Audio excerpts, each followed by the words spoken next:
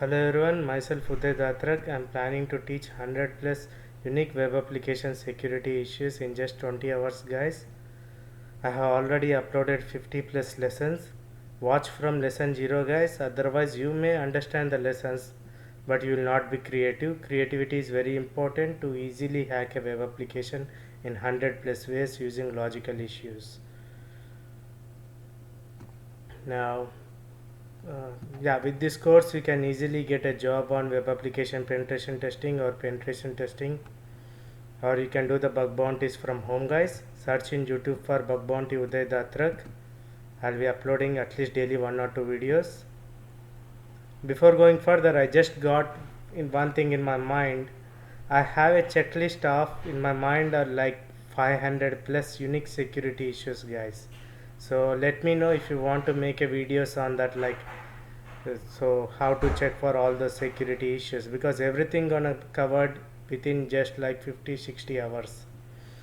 So that's okay. Now just comment it if you like, if you want me to develop like hundreds of test cases, like live POCs on how to check for security issues, unique security issues. Now let's go ahead. We'll talk about the command injection guys. I'll try to make some basic code I just edited the previous piece of code so that I can finish this video quick. The form action is equal to xss command.php guys. It is taking the get request. So once if you submit the parameter value fname, it will be sent to command.php as a get request. If you open the command.php file, you could see here what's happening.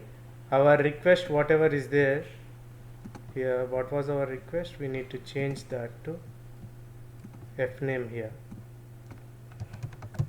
Whatever we submit, that will be stored in fname, and from there it will be passed to a variable Uday, and that variable will be passed to a method passthrough function. Passthrough is used to execute the DOS commands guys. Not just DOS commands, commands on the server, whether it's a Linux commands or Windows commands. Now let's see what happens.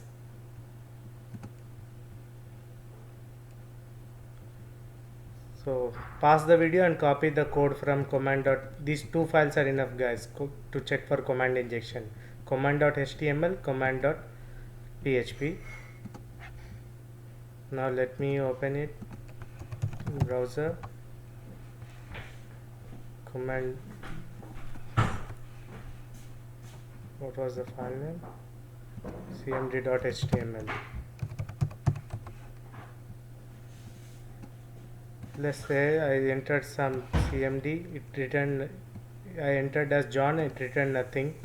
Now in the place of John I entered dir. Can you see guys what happened now? It executed the DOS commands and executed and shown the result in the response, but it's not looking in proper format. If you want to see the proper format, you need to right click and view page source. Then now you can see the complete directory structure guys.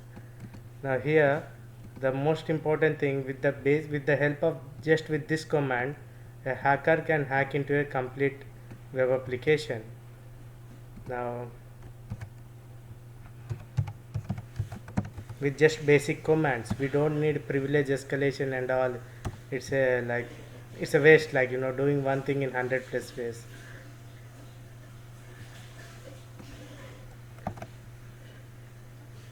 Now as you know, our web application is in which folder guys? www folder. Now if you want to know the contents of this particular folder, what you're gonna do?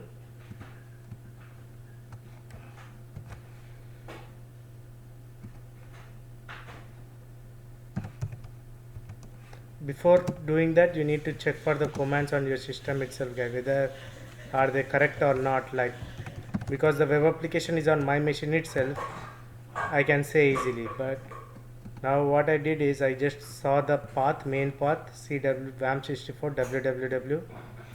So you, instead of space here, you need to give plus all the time. Remember when you need to execute this in the DOS in the browser itself, Now you can see the contents of that folder.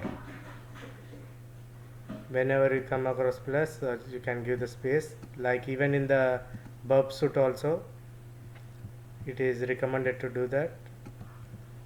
In the later sessions I can show you much more. Let's try to play now with some of the commands. Like in the burp suite, I'll take that request. I'll try to create the user on the server, guys. Now with this command, net space dos command user place hacker.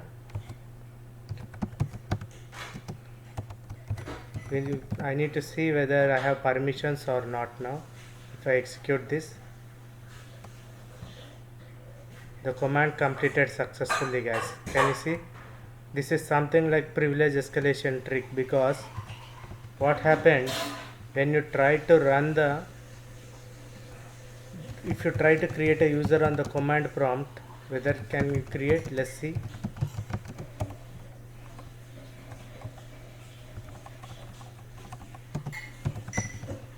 You will get the access denied because you need to run the shell from the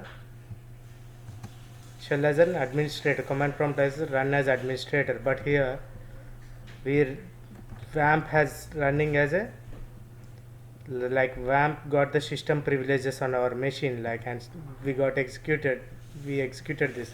If you see alt control in the task manager, let's see WAMP running as which process. That will shock some of the advanced hackers here. If you could see Apache server,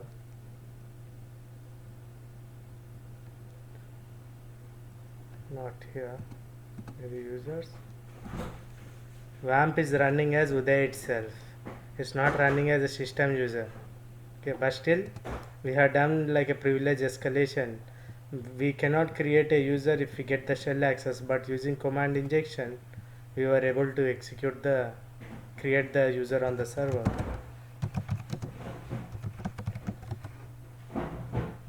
And interestingly, every time when whatever the applications you install on the server, right, they'll be creating the databases, right?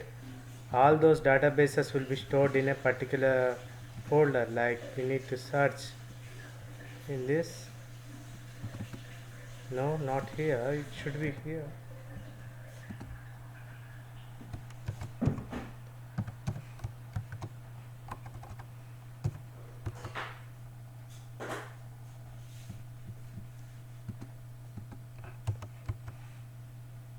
I just came from outside, guys, so I'm tired. I'm not focusing much now. So this is about command injection. I will show you the next video when I'm feeling free. I can make some of the like 5 to 6 interesting things to show how to check for command injection. Now you can search in Google for like what do you say, like command injection payloads, and you can pass it in the burp suite. Right. Sometimes if you execute the command, guys, like some wrong command, in the output you get as a not recognized. So it doesn't mean that application is not vulnerable to command injection. Okay, you need to check properly. You need to give the different commands. Most tutorials will always show the ping commands, ping google.com. But if you see in most of the corporate companies, if you are working in a company, ping command is disabled on your machine. So you should check with the basic commands first. You should not, even ping is a basic command, but it will be disabled in most of the machines because of security reasons. Okay, first search with like basic commands like dir.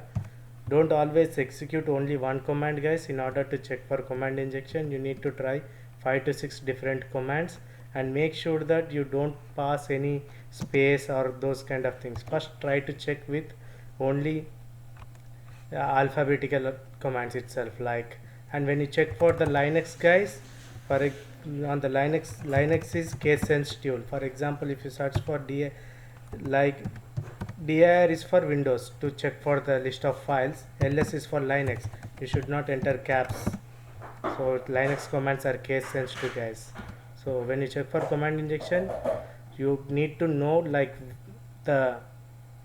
on what OS the operating system is running. Let's say I am running on Windows, right? The server is running on Windows. I executed the Windows commands. But if you search for the tutorial outside, some people will give you the Linux commands. If I execute the Linux commands here, I won't be getting the result. But if the application is hosted on the Linux server, and if you execute the Windows commands, even though the server is vulnerable, it won't show you the results. So these are the many things you need to know, but this is the basic step which I am telling you how to check for command injection. But in the advanced next video, I am gonna show you like how to easily check for command injection. I just wanted to upload one video today because I did not upload in the last 2 days. So that's it guys. Thank you.